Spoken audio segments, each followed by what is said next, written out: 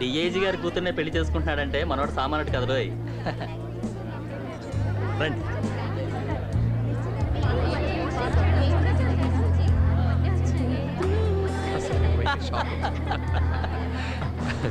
అసలు ఏంది రమేష్, ఆ? రాజ్,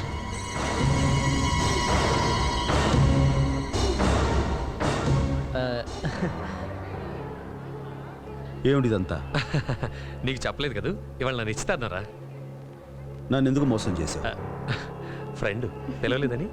ఎక్స్క్యూజ్ మీ, ఎలాగూ ఫంక్షన్కి వచ్చావు కదా, డిన్నర్ చేసి వెళ్ళు.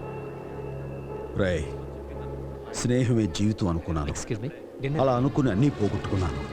ఇప్పుడు నా కన్నబిడ్డ ట్రీట్మెంట్కి డబ్బులు లేక ఆసుపత్రిలో పడిన దానికంటే ఒక స్నేహితుడిగా నువ్వు నాకు చేసిన మోసమే నన్ను ఎక్కువ బాధిస్తుంది. రాజ్.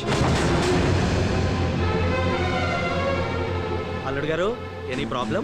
అబ్బే ఏం లేదు మా గారు, వాళ్ళ అమ్మాయికి ఏదో ఒంట్లో బాగాలేదని హాస్పిటల్లో చేర్చారట. టైంలో వచ్చి డబ్బులు అడుగుతున్నాడు. నేను మేనేజ్ చేస్తానండి, యూ క్యారీ ఆన్. ఓకే. విన్నావుగా, తర్వాత కనిపించు. నీకు కావాల్సిన డబ్బు నీ మోహన పడేస్తాను. దాంతో నీ కూతురికి ట్రీట్మెంట్ ఇప్పించుకోపో. రాస్కెల్, నా దగ్గర డబ్బులు కాజేసి ఇప్పుడు నాకు ముష్టి పడేస్తానంటావా?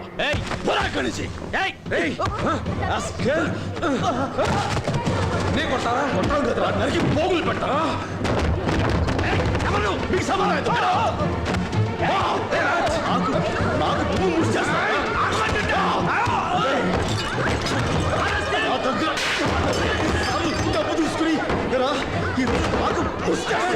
ఇలాంటి